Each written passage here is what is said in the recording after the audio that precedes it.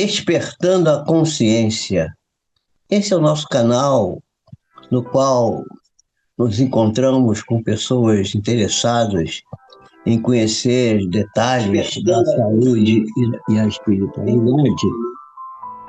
E a gente tem continuamente conversado aqui com as pessoas para mostrar para elas não só as teorias que embasam as ideias de que a saúde integral, ela depende de um processo de autoconhecimento, de conhecimento das questões físicas, morais, sociais e até, digamos, espirituais mesmo, né?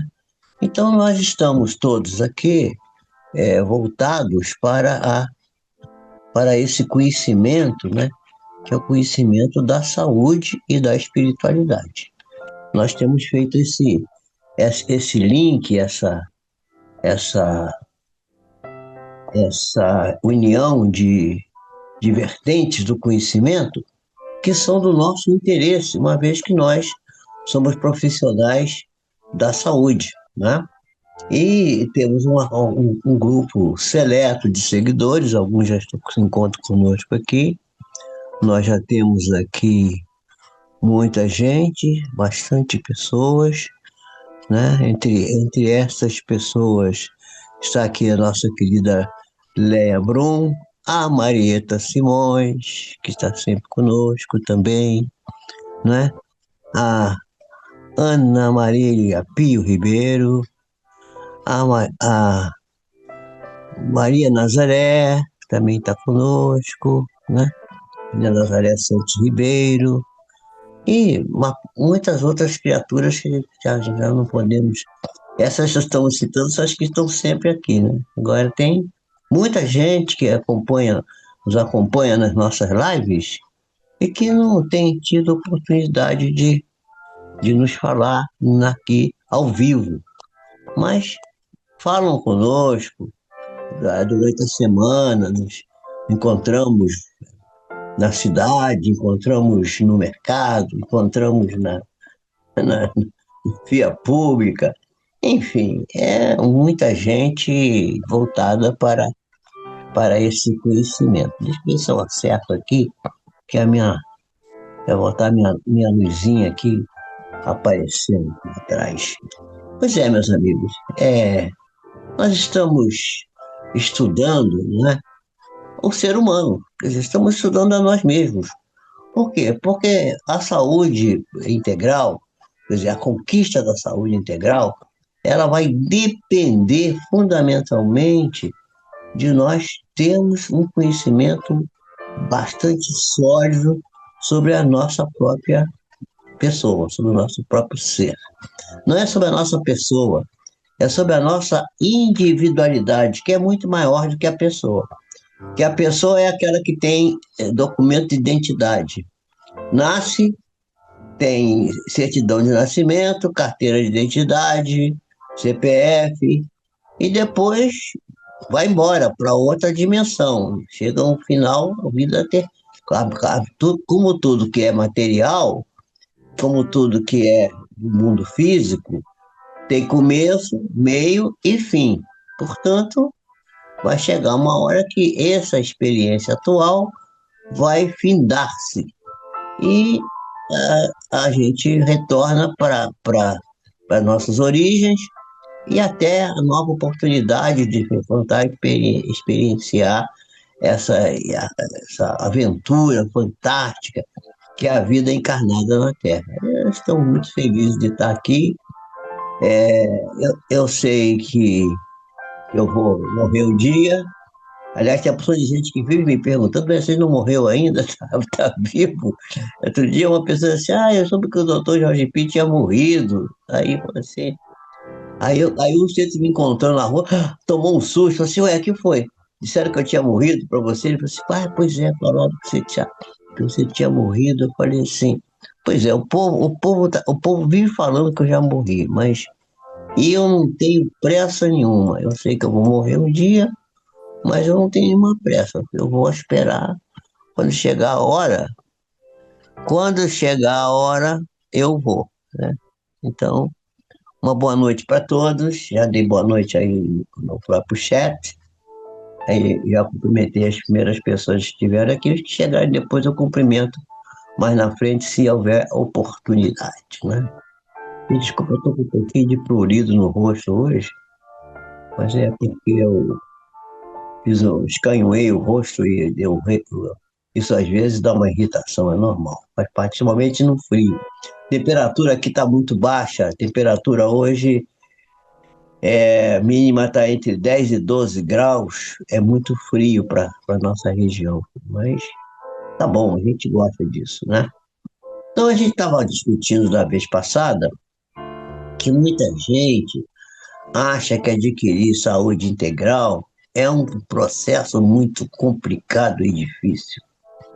E que dá muito trabalho ficar refletindo sobre o comportamento, sobre o pensamento, sobre as emoções, e que é preciso gastar muito tempo, né, para realizar tarefas voltadas para esse nicho de conhecimento, né, a busca da saúde integral, a busca de refletir sobre o comportamento, refletir sobre os pensamentos, principalmente aqueles pensamentos mais escondidos, né, as emoções, e as pessoas se esquecem, né, que viver já é um grande trabalho, do qual não podemos escapar. E, aliás, tem um escritor, eu citei isso da vez passada, que ele escreveu, né, que viver é muito perigoso. Né? Viver dá trabalho. Né? É uma constante preocupação com as coisas do dia a dia que as pessoas chamam de problema. E eu costumo dizer que a vida não tem problema, como dizia o professor Paiva Mello. A vida tem assuntos. Quando os assuntos não são resolvidos, aí eles podem virar problema, né? Então, isso pode ajudar a gente a pensar assim, pode ajudar muita gente. E a gente vai continuar hoje falando, né? Voltando para aquela nossa tríade, a tríade da qual temos falado aqui permanentemente. O pensamento, o sentimento e a vontade. O que é isso? É a tríade que forma a energia espiritual, da qual nós precisaremos para poder alavancar, para poder alicerçar a busca do nosso domínio sobre nós próprios. Quer dizer, o autodomínio, porque é o autoconhecimento que leva ao autodomínio, e o autodomínio que leva a gente a dissecar e a aprender como manobrar as vertentes que vão nos levar à saúde verdadeira, à saúde integral, à saúde espiritual.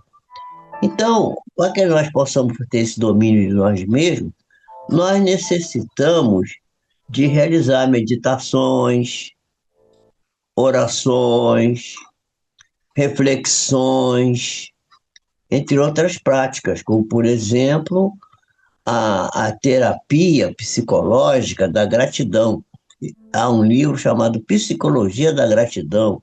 A gratidão é uma forma grandiosa de promover a paz espiritual e servir de alicerce para a conquista desse bem que nós estamos todos procurando, que é ter saúde, saúde integral. Então, a gente precisa fazer meditação, oração, reflexão, análise, ficar o tempo todo é, pensar nas pessoas. E tem práticas, por exemplo, que são desagradáveis. Aparentemente, fazer exercício é uma coisa que muita gente não gosta. Mas a gente tem que fazer exercício, ninguém pode ficar tão parado. Porque a ferramenta parada, as pessoas paradas, elas vão enferrujar, vão ter problema. Então a pessoa tem que estar se movimentando. Mas eu conheço pouca gente que gosta de fazer exercício. A gente acaba até se viciando, porque o sistema nervoso central, o sistema psicoimunoneuroendócrino, ele gera a produção de algumas substâncias vasoativas que vão, de certa forma, ser liberadas depois de 6 semanas de exercício contínuo com cargas crescentes. E essas substâncias, elas, de certa forma, elas dão um conforto muito grande, elas dão uma espécie de alívio nas sensações de dor, nas sensações de cansaço, e a pessoa fica viciada. Como a pessoa se vicia em substâncias que não são nada saudáveis, também se vicia nessas atividades que são saudáveis e que também atuam sobre o sistema nervoso central, sobre o cérebro principalmente, num circuito que serve para nos dar a gratificação. As coisas entram, a gente, por exemplo, tem um sucesso, alguma coisa que a gente fez que deu certo, a gente fica feliz. É uma gratificação. O sistema nervoso central registra isso, né? Então, mais dizer que a pessoa gosta de fazer exercício é uma coisa que eu conheço muita gente que diz, eu não gosto, mas eu faço porque tem que fazer mesmo. Depois que eu começo, na hora de ir, a pessoa diz assim, meu Deus, tem que ir. Depois que vai, que está lá, que começa a fazer, aí desenvolve essa liberação das endorfinas, né? E essas endorfinas, que são parentes da morfina, dessas substâncias que são negativas, né? Que viciam, mas que nesse caso aqui são. Tem alguém dizendo aí que gosta muito, é o Carlão. Mas o Carlão é um atleta, né? Ele é um cara que. Por isso que ele chama-se Carlão, aquele cara parrudo, forte. É o profissional do exercício, né? Então, eu trabalhei muito tempo fazendo exercício, dando exercício para as pessoas. Eu criei uma técnica, muitos anos atrás, de modulação do movimento respiratório para tratar doente pneumopata crônico. Ganhei até um prêmio, fui para os Estados Unidos premiado para fazer um outro curso lá. Um dia eu conto para vocês essas histórias. São as coisas do passado que já não. Eu nem me lembro mais que eu fiz essas coisas. Eu fiz tantas coisas nesse setor. Ele é setor da saúde, que era já um setor da saúde. Eu nem pensava em ser médico nessa altura. Depois essa própria técnica que eu criei e comecei e desenvolvi, comecei a utilizar e treinar pessoas e tal, dar cursos que eu dava já na Pontifícia Universidade Católica, na Escola de Pós-Graduação Médica, através do curso de alergia. Eu tinha lá um setor de reabilitação para doente pneumopata crônico, né? Era ligado com a pneumologia. E aí eu fui desenvolvendo isso, e isso que me acabou me levando a me tornar médico, porque acabei sendo pressionado pela vida a estudar medicina, porque queriam que eu fosse estudar outras coisas, e eu falei assim, já que eu tenho que ir para a faculdade para estudar, um negócio que eu já sei fazer, já sou um prático, resolvo tudo muito bem, eu vou para a medicina logo, vou fazer medicina, vou ser médico. E aí decidi fazer, fiz um projeto de vida, casado com 3 filhos, filhos pré-adolescentes, e fui e consegui, graças a Deus. Quando eu terminei, eu olhei para trás e falei assim, será que eu consegui mesmo? Fiquei até na dúvida se tinha sido eu mesmo, mas foi assim. Então, a gente tem uma outra prática que é importante fazer, que é cuidar primeiro dos outros. O outro deve estar sempre em primeiro lugar. Então, psicologia da gratidão, meditação, oração, reflexão, agradecer, pedir, procurar atender primeiro o outro, né? Que é uma coisa que é muito boa, porque nos permite nos sentirmos realizados quando a gente ajuda alguém, é uma coisa que nos dá um conforto muito grande. E isso ajuda, sobremodo, a nossa conquista da saúde. Agora, se a gente quiser podemos fazer um comentário à margem dessa questão de atender primeiro o outro. Esse negócio de atender primeiro o outro, a gente precisa, para colocar o outro em primeiro lugar, devemos seguir sempre a regra do avião. Qual é a regra do avião? O Carlão foi um homem da aeronáutica também, aqui, ele conhece bem isso. A regra do avião. No avião, é sempre recomendado, quando caírem máscaras de oxigênio, as máscaras caem quando há despressurização, né? A pressão interna do avião está alta, mas vaza por alguma coisa, despressuriza, e aí a pessoa vai, se não der oxigênio suplementar, a pessoa vai entrar com insuficiência respiratória. Então, o avião tem um sistema que libera máscara de oxigênio. As máscaras de oxigênio caem em cima da cabine da pessoa, da cadeira da pessoa. A recomendação é puxar a máscara mais próxima para você e colocar no seu rosto, tá? Botar, respirar calmamente e tal. Aí depois que você bota a máscara de oxigênio em você, você bota a máscara de oxigênio numa pessoa, por exemplo, que esteja ao seu lado, uma criança, uma pessoa idosa, uma pessoa com uma deficiência qualquer que precisa de ajuda. Mas a primeira máscara é para você. Então você tem que ajudar primeiro os outros. Mas no caso na vida, a gente tem que pensar que a manutenção da vida é como colocar a máscara de oxigênio. Se você não consegue se manter vivo, se você não consegue manter a sua vida, você não consegue ter um meio de vida que te dê dignidade, você não tem condições de se manter bem, como que você vai ajudar os outros? Quer dizer, ajudar os outros é preciso primeiro. Tem um exemplo do Chico Xavier. O Chico Xavier ajudava todo mundo. Ele comprava pão para dar uma vez por mês nas pessoas. Ele dava ajuda de tudo que era jeito. Eu me lembro que teve um cliente meu, que era um homem muito famoso, era um costureiro famoso, que ganhava muito dinheiro e tudo. E ele foi visitar o Chico Xavier. E foi lá no Chico Xavier e levou uma caneta de ouro para o Chico Xavier.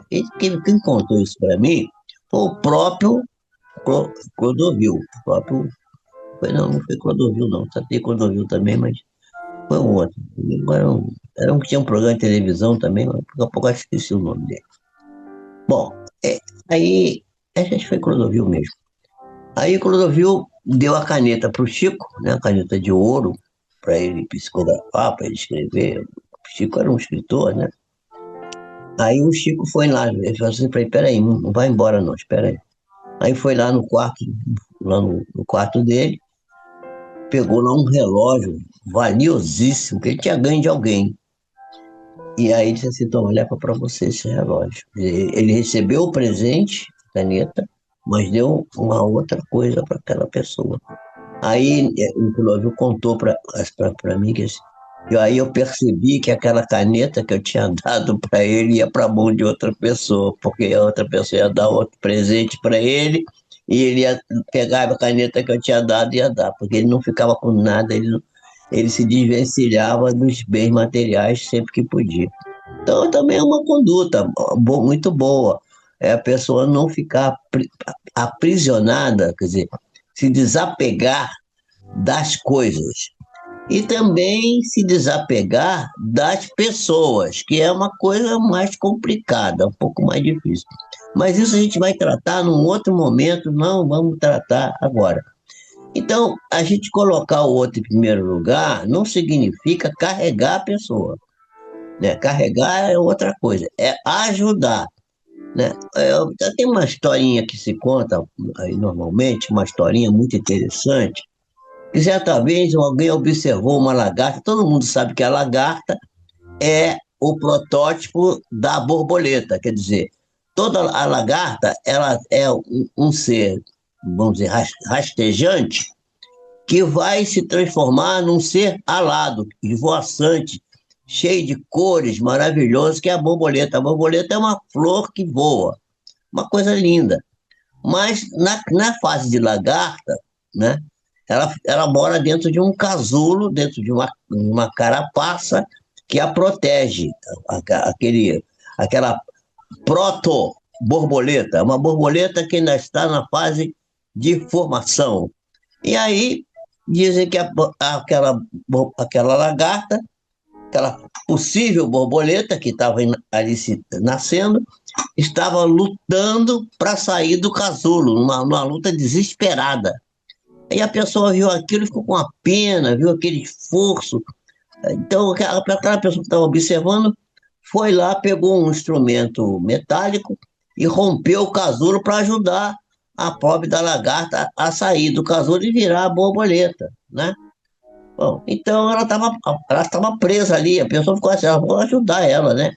O resultado disso, a conclusão da história, é que o resultado dessa ação da pessoa foi desastroso. Isso gerou um problema danado, porque aquele esforço, vamos dizer assim, privar a lagarta daquele esforço de se autolibertar para virar borboleta, a- também privou ela dos músculos que ela precisava para poder iniciar o voo, né? Porque para voar precisa de músculo, mas então aquele esforço que ela fazia para sair da casca e ela ia conseguir, embora uma coisa muito difícil, mas consegue, a pessoa foi lá ajudar, ajudou, tirou ela da dificuldade e destruiu a pobre do animalzinho, que ela não tinha, não criou os músculos para voar, ficou rastejante, continuou caída no chão, veio um predador, né? E pronto, comeu a pobre da lagarta que estava virando borboleta, porque ela não conseguiu voar, não conseguia vamos dizer assim, se, se, se adquirir os músculos necessários para iniciar o seu primeiro voo. Nós temos que aprender a ajudar. Mas as pessoas acham que ajudar, botar o outro em primeiro lugar, ajudar o outro, é carregar. E as pessoas vão ficando viciadas. Há pessoas hoje que estão por aí recebendo auxílio disso, auxílio daquilo, auxílio, e não querem trabalhar. Simplesmente não estão criando músculo, não estão criando energia cerebral, não estão criando estrutura psíquica, física, emocional para sobreviver na vida. A hora que esses auxílios forem retirados, isso vai acontecer em um determinado momento, essas pessoas estarão completamente despreparadas, desmotivadas para realizar o trabalho.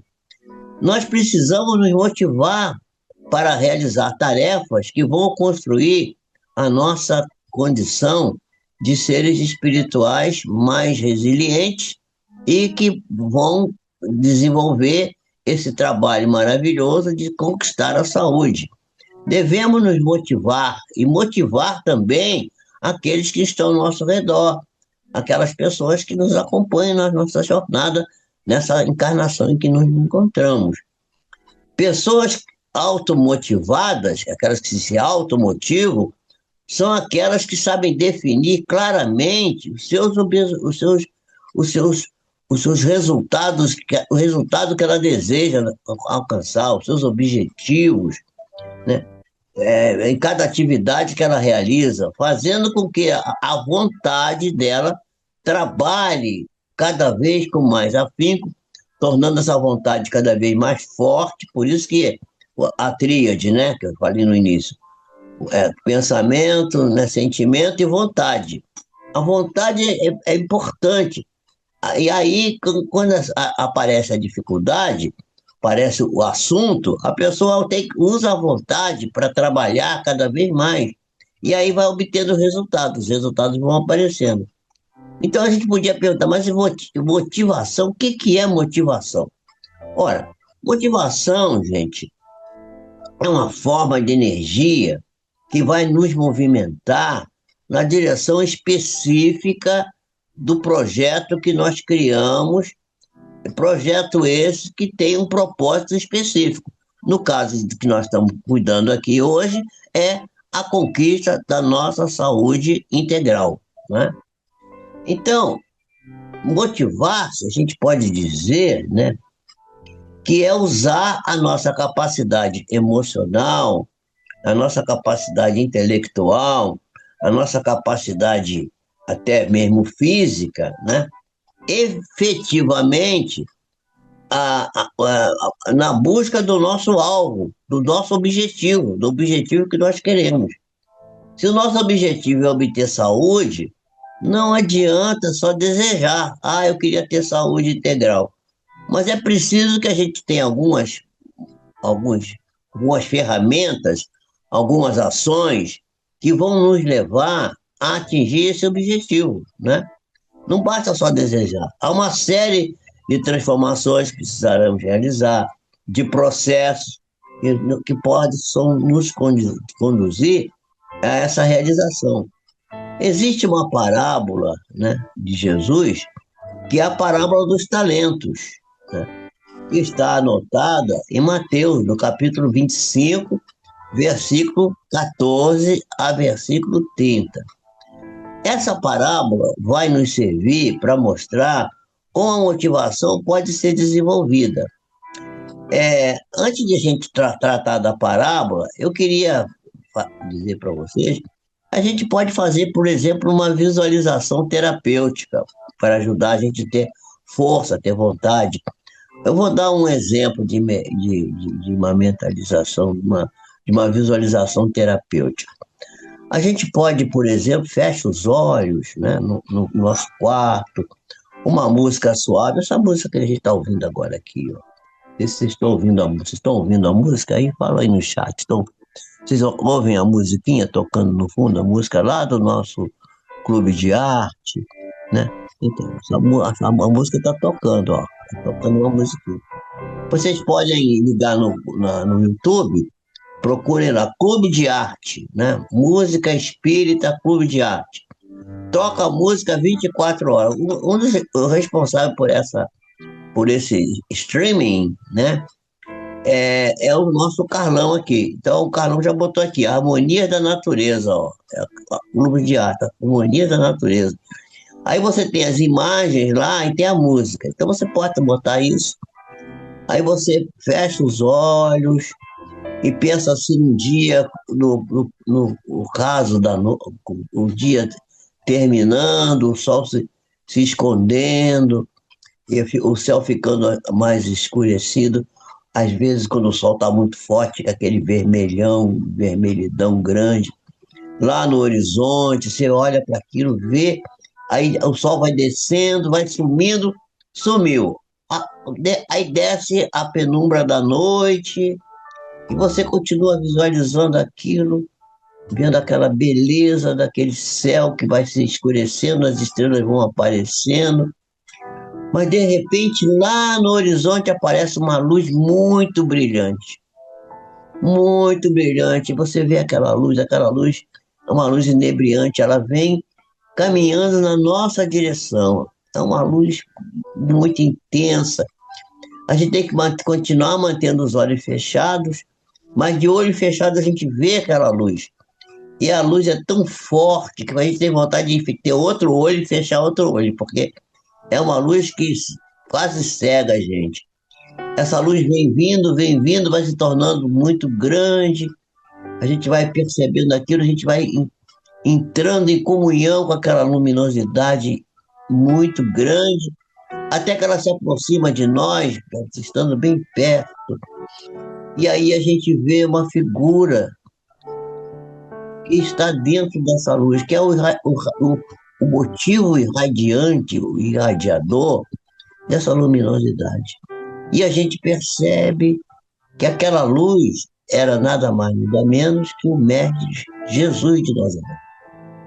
Lá vem ele com a sua túnica branca, os cabelos da cor do ouro caídos sobre os ombros, os seus olhos meigos, carinhosos, de um fundo que a gente não consegue exprimir a cor. Uns dizem que é azulado, esverdeado, amendoado, uma cor maravilhosa. Ele vem de braços abertos à nossa direção. E nós nos sentimos quase que completamente tomados por aquela força, por aquela energia, daquela luz maravilhosa que é irradiada do nosso Mestre Senhor.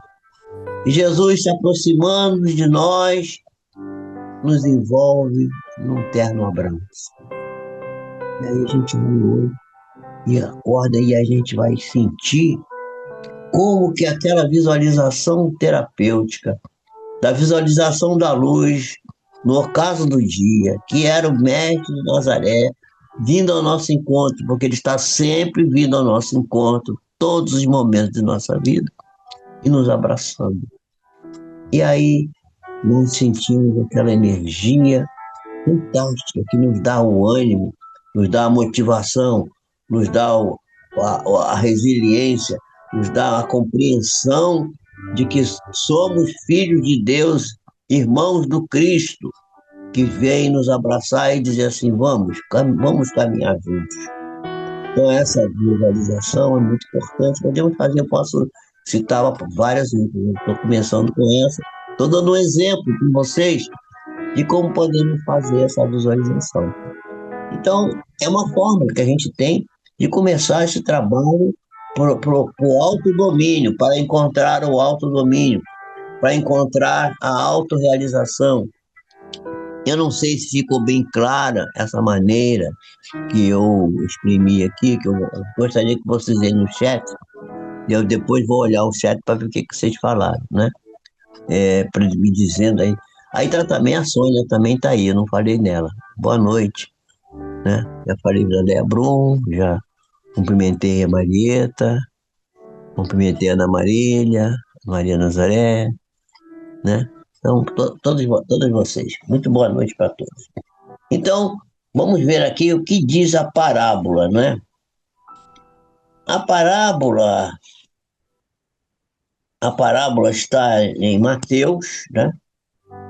Eu já falei para vocês aqui, é o capítulo 30. Deixa eu ver se é isso mesmo. Vamos abrir a Bíblia. Quem tem a Bíblia aí, abre a Bíblia. Capítulo 25, versículo 14 a 30. Peguem a Bíblia para ver aí, conferir. Eu vou ler aqui do jeito que está descrito aqui. De acordo com a tradução da Bíblia, vai modificar, mas tudo bem. Aí diz assim, ó. Porque isso é também como um homem que, partindo para fora da terra, chamou os seus servos e entregou-lhes os seus bens. A um dos seus servos, ele deu 5 talentos.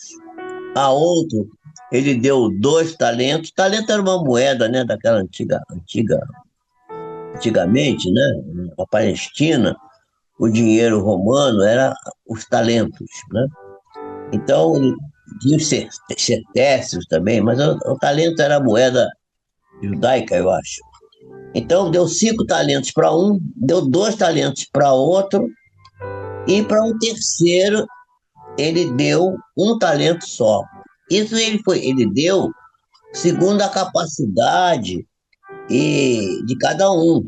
E aí se ausentou-se para uma cidade longínqua, né, que foi ele. Né? E tendo partido, aquele que recebera 5 talentos, negociou com eles e conseguiu ganhar outros 5 talentos. O que ganhou 2, da mesma sorte, também aplicou esses talentos e conseguiu ganhar mais 2. Então, o que tinha 5 agora teria 10, e o que tinha 2 agora teria 4. E o terceiro, que recebeu apenas 1 talento, ele, o que fez? Cavou a terra, pegou o talento e o enterrou, escondendo o dinheiro que era do Senhor, que o Senhor tinha lhe confiado.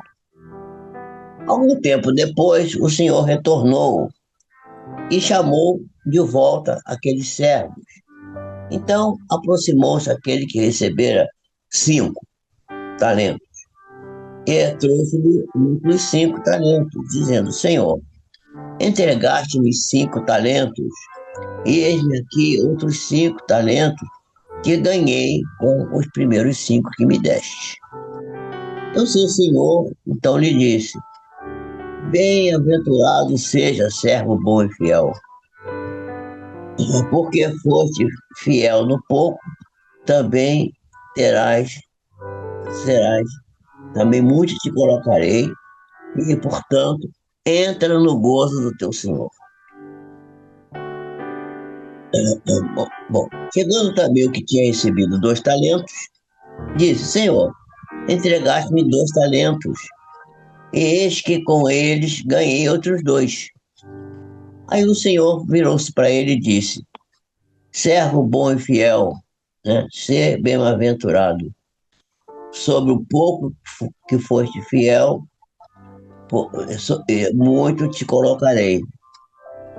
Entra no gozo do teu Senhor. Ele falou a mesma coisa com tudo de 5 talentos. O que você recebeu apenas 1 talento, se aproximou e disse: Senhor, eu já te conhecia e sabia que tu és um homem muito duro, que ceifas onde não plantastes, onde não semeastes, e que ajuntas onde não espalhaste. Fiquei atemorizado, fiquei com muito medo, Senhor, e escondi debaixo da terra o teu talento. Aqui está o que te pertence. Devolveu o talento que ele recebeu do Senhor ao Senhor. O Senhor, porém, lhe disse: Ó servo mau e negligente que tu és, sabes que ceifo onde não semeei, e que ajunto onde não espalhei. Portanto, devias então ter dado o meu dinheiro aos banqueiros, e quando eu retornasse, eu receberia aquilo que é meu, acrescido dos respectivos juros. Virando-se para os outros seus servos, a sua guarda, o Senhor disse: Tirai-lhe, pois, o talento e dai-o para aquele que tem 10. Porque qualquer um que tiver dado muito, muito terá em abundância. E aquele que não nada tiver, até o que tem lhe será retirado. Passagem difícil, às vezes, de compreender. Quem já tem, ganha mais. E quem não tem, até o que tem, vai perder. Isso é o que diz, tá na Bíblia isso. Olhem a Bíblia de vocês aí, todo mundo tem uma Bíblia em casa. Procurem aí o capítulo 25 de Mateus, do versículo 14 ao versículo 30. Leiam, porque na semana que vem a gente vai voltar a falar. Terça-feira nós vamos continuar essa história aqui. E lançai, aí ainda disse mais, falou para os seus servos, né? Para os soldados. Lançai, pois, esse servo inútil nas trevas exteriores, porque ali haverá pranto e ranger dos dentes. Sofrimento, beleza. Nós vamos estudar essa parábola dentro de um contexto em que estamos trabalhando, que é motivação e a vontade. Vamos ver inicialmente que o Senhor entregou os talentos para os servos na quantidade diferente, porque era de acordo com a capacidade de cada um. Deu a um 5, a outro 2 e a outro 1. Então, como que podemos entender isso? Porque parece que é um absurdo. Jesus tinha umas parábolas que a gente olhando assim, prima borra, assim, de primeira visão, dei a impressão que uma coisa não faz sentido, mas faz todo sentido, minha gente. E nós vamos conversar na terça-feira sobre essa parábola, vamos começar a estudá-la. Eu estou rindo porque isso é uma coisa tão bonita, tão legal, tão é o riso de satisfação, o riso de alegria, de sentir que as coisas que a gente vive e as experiências da vida que são difíceis são verdadeiras dádivas para o nosso coração. E que Deus tem uma compaixão imensa de todos nós e só constrói para nós coisa boa. A doença quem constrói somos nós. Deus só trabalha com o bem e com a saúde. O mal, a coisa perdurária, a coisa ruim, a doença, é a criação do ser humano. E nós vamos ver isso. E quando a gente entende isso, a gente fica muito alegre, feliz, satisfeito, porque a gente começa a ver que como Jesus falou lá no capítulo 11, no 11 de Mateus também, né? Que ele diz que o jugo dele é suave, que o fardo é leve, que o jugo é suave. Quer dizer, a vida é uma beleza, a vida é bela e consentida para a gente viver bem, gozando de saúde, cheio de alegrias. E as pessoas não conseguem ver isso. E a minha risada aqui, meu riso íntimo, é porque isso aqui é tão simples de ver, né, enxergar isso. Eu vou dissecar essa parábola a partir de terça-feira. Espero que vocês estejam aqui. Chamem os outros que faltaram hoje para vir, para assistir, para poder todo mundo ficar no mesmo patamar, todo mundo na mesma página, poder acompanhar e entender. Vocês vão ver que isso é uma das coisas mais lindas e maravilhosas que é a história sagrada que a Bíblia, a palavra de Deus deu para nós e que está consentânea, e que está ligada, e que está de acordo com a ciência mais moderna, com a psicologia, com a psiquiatria, com a física quântica, com os conhecimentos da matemática, com os conhecimentos da química, da física, está tudo de acordo. Essas parábolas também estão dentro desse patamar. Por isso que vários estudiosos, vários pesquisadores tentaram escrever aquilo que se chama a teoria de tudo, quer dizer, uma coisa só explicando tudo. E é verdade, porque as coisas todas elas se ajuntam, se reúnem e o conhecimento é um só, porque tudo é oriundo de Deus. E Deus é um só. E sendo um só tem um pensamento. O pensamento de Deus é o pensamento sempre igual, ele não muda. Deus é imutável. Quem muda é o ser humano. Nós estamos estudando a espiritualidade e estamos estudando também a materialidade. No campo da matéria, tudo vai sendo modificado todo dia. A própria ciência não prova nada, ela tem evidências. Hoje a evidência é uma, amanhã muda completamente, não é mais assim. Quanta coisa que a ciência foi modificando, foi aparecendo coisa nova, foi vendo que não era bem daquele jeito, que era do outro jeito, diferente, não é? Um corpo não pode ocupar o mesmo espaço, Isaac Newton. Agora, com a física moderna, né, com Einstein, um corpo pode ocupar o mesmo espaço, sim, porque o espaço ele é expansível, o espaço é múltiplo. O próprio universo são vários, são universos paralelos. Então, quando a gente começa a entender isso, vai vendo que o ensinamento da Bíblia, principalmente do Novo Testamento, ele está completamente de acordo com aquilo que a ciência explica. E a ciência é a forma que Deus usou para dar ao homem oportunidade dele se esforçar para sair do casulo, igual a história da lagarta, e se transformar na borboleta esvoaçante que todos nós precisamos nos transformar. Deus nos abençoe, nos faça felizes, alegres, satisfeitos e que possamos estar sempre juntos aqui nessas lives da terça e sexta-feira, 19h30, que será sempre um prazer para nós dissecarmos esses conhecimentos e falarmos dessas coisas. Espero vocês na terça-feira e desejo que tenham todos um belíssimo e maravilhoso fim de semana, com muitas realizações, com muito esforço, muita dedicação e com muita meditação, oração, reflexão, né? Prática da caridade, a prática da psicologia, da gratidão, agradecer por tudo e as coisas vão acontecendo de maneira natural, sem precisar correr atrás de nada. Tudo corre para a gente.